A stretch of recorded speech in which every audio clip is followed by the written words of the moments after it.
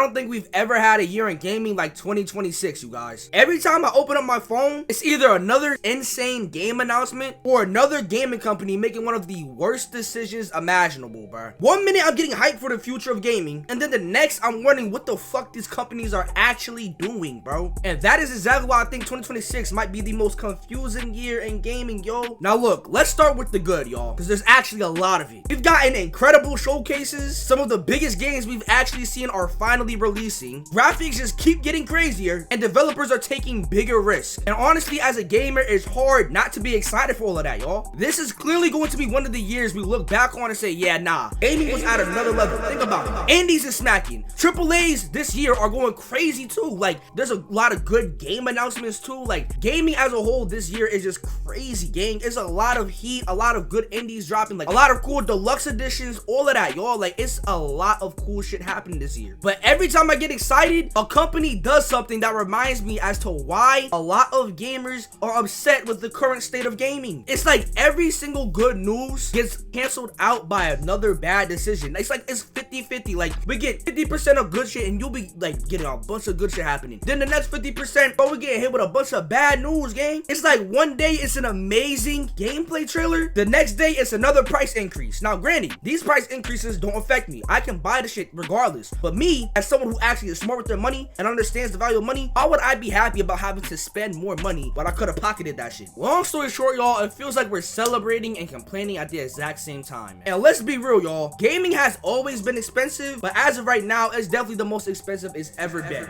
Games are costing more, not to mention how much consoles have went up in price, and PC parts are the most expensive it's ever been, bro. RAM, CPU, GPUs, like, bro, oh my gosh, let me get me started on the PSU, y'all. Like, every single PC part is up there in price now, bro. I feel bad for the people who can't afford to buy this shit. It's getting to the point where if you're able to keep up with gaming, bro, you have to have money. You have to be making money. Like, this used to be a hobby where anyone, no matter what age, how much money you have, what demographic you come from, anyone was able to hop into this space and have fun. Now it's like you need to be financially well off, which, I mean, a lot of people are, but there's also a lot of people who aren't, bro. It's like you need to be financially well off to keep up with this shit. Again, luckily this don't affect me, but think about the amount of people it does affect. And you gotta think too, gaming's better when a whole gaming community is all in one, all in unison. It's a lot more people gaming, bro. Now it seems like we just got these ugly, stupid, rich bastard streamers who can just say some random shit about a game and make the game just crumble down because everybody else wants to bandwagon off of what a popular streamer says. Y'all can't say I'm capping about that, bro. And the thing is, I feel like a lot of people are just bandwagoning off what streamers say because a lot of these niggas either A, just don't play the game that these streamers are saying are bad, or B, can't afford to play the shit, and so they just start trying to call it trash. Tell me I'm wrong. And now it's time to address the elephant in the room. Sony is now going to discontinue making physical disc, bro. We are going into an all digital future where you own literally nothing. All the games I have on my shelf, I'm about to put up a picture right here. All the games I have on my shelf, oh yeah, gang. When it comes to new games that come out later on in 2028, I won't have those on my shelf. They'll be in my digital library, and if someone hacks my shit, I lose all that shit. And trust me, I'm not buying them bitches again. I'm not. That's why I also have a physical collection. A lot of physical collectors can agree with me. The reason we have physical edition is because, bro, also, if we do end up losing our account, guess what? Every game we have physically, which majority of our library is usually physically, we have all those games still, even if it's just a game key card. The point is we have the key. We can make a new account,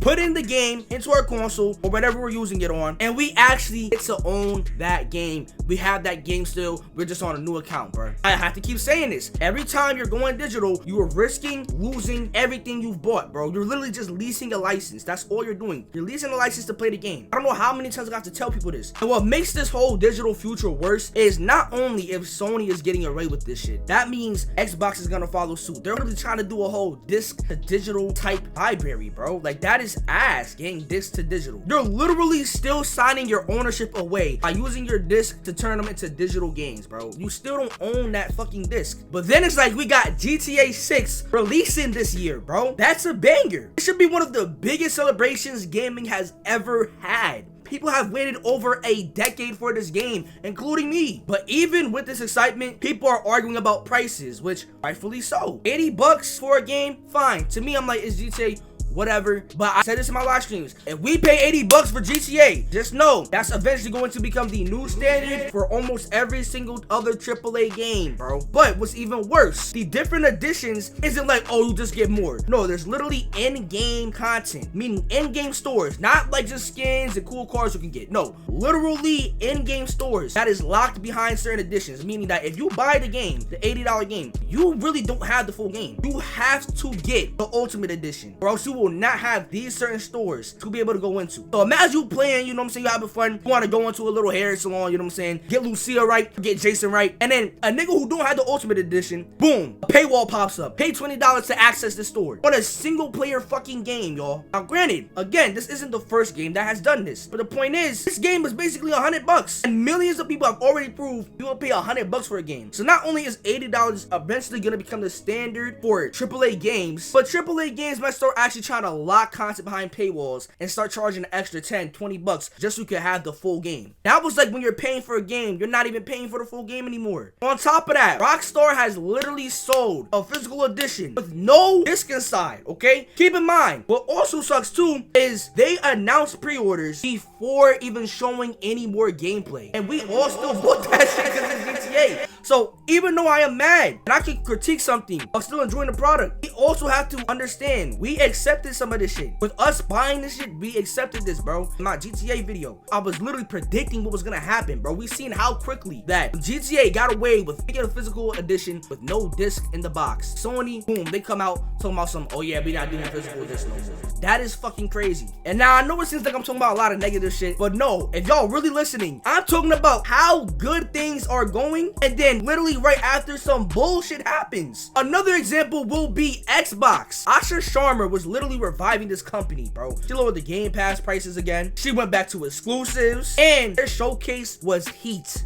And the game showcase was so good, I'm actually excited for Xbox exclusives again, bro. But then at the same time, you got layoffs and uncertainty, bro. That's what makes this year feel so strange. And then on top of that, then after a great, amazing ass showcase, people actually wanted to get an Xbox. Some people I talked to on PlayStation literally said, bro, I understand, you know, you get everything on PC, but I just don't like keyboard and mouse, yada yada.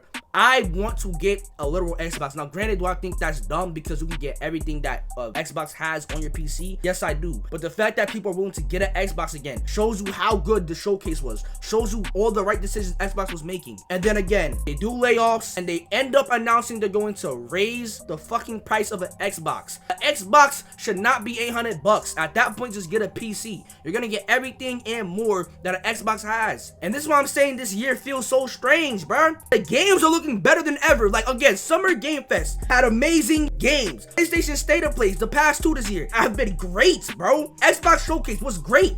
Even though a lot of people didn't like the Nintendo Direct, again, not every showcase is gonna be for you. But for me personally, there was heat in the Nintendo Direct. They showed Kingdom Hearts 4, Zelda Ocarina of Time. Nigga, they showed a Ninjalo game. I never played that. That shit looked tough. I ain't gonna say in cap. They got DLC for Donkey Kong Bonanza. I just got my Switch like 2-3 months ago, damn near. Nigga, DLC for Donkey Kong Bonanza? You talking about I got more content on the game I just bought? That's tough. And they released hella good games this year, like Tomodachi Life. Like, y'all don't even know. They still coming out with Splatoon Raiders, nigga. Like, it's heat coming out for the Switch. But this is what I'm saying, though. But then, again, they're gonna raise their prices only by $50. It's not, you know, it's not a big deal to me at all, for real. Even when the game, like, bro, I'm gonna be honest. My mentality, if you can't buy the console twice, I don't think you should buy the console at all. That's my personal mentality, bro. You know what I'm saying? That's how I move. Me personally, but I understand though some people just like, yo, I just want this shit. I don't care if I cannot buy it twice. But Nintendo coming out with all these good games, and then they gonna raise the price in September, bro.